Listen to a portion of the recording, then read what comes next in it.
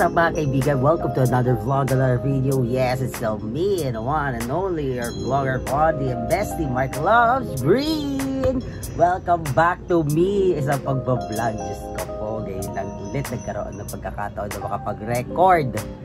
Wala busy tayo So sorry guys, kaya hindi tayo gaano nakapag-upload, hindi tayo gaano nakapagparamdam sa ating YouTube. It's because marami tayong mga ganap sa buhay. Pero nevertheless guys, I'm back, I'm still here. And yeah, so makakapag-record pa tayo ng samot-saring mga vlog sa mga pangyayari, mga ganap sa akin sa mga susunod na araw.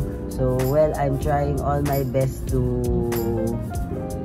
make new contents, to plan to have a vlog again. So abang-abang na lang muna tayo. So kaya ngayon, syempre, since nagbabalik lang tayo for a very few moments, so nandito tayo guys sa loob ng aking sa aming opisina. So sorry, medyo makalat paumanhin dahil po nagtatrabaho po tayo ng marangal, nagtatrabaho po tayo ng masaya, kaya maraming kalat sa likod. Yan. So ano nga ba?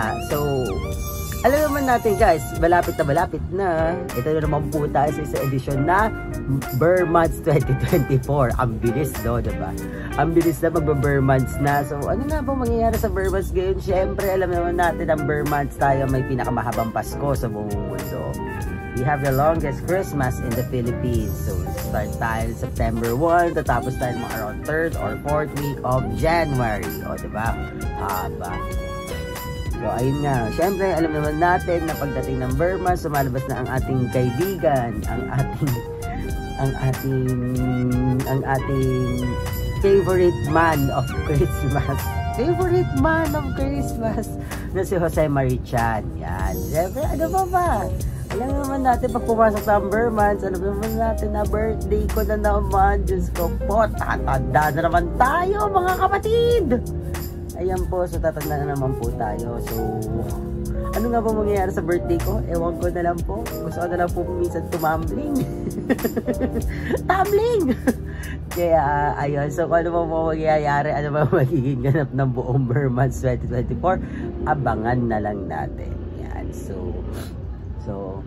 agad dito muna, short clip muna to. So syempre, ito na naman tayo sa mga panahon na ating mga wash out. So shout out muna tayo mga kapatid.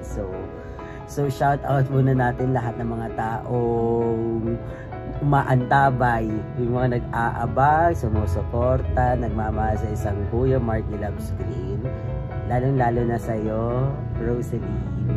Yan, so shout out sa'yo. So shout out sa lahat din ng mga nagba-birthday. Ito towards the end of month of August. So yan, so mabatiin ko sa aking si Ma'am Shaira Nunez. Happy birthday sa'yo in advance. Syempre happy birthday din kay Rose Ann Nunez. Pares-Pon Nunez ha. Yung aking anak-anak na si Rose Ann Nunez ng GCWL. Tapos si Jella Macabenda ng Rondalia. Happy birthday sa'yo. Syempre sino pa mga birthday, baka may nakalimutan na naman tayo. Basta yun, happy birthday po sa mga nagbe-birthday ng month of August. So that's it guys. So I'll see you guys on the next vlog. Bye!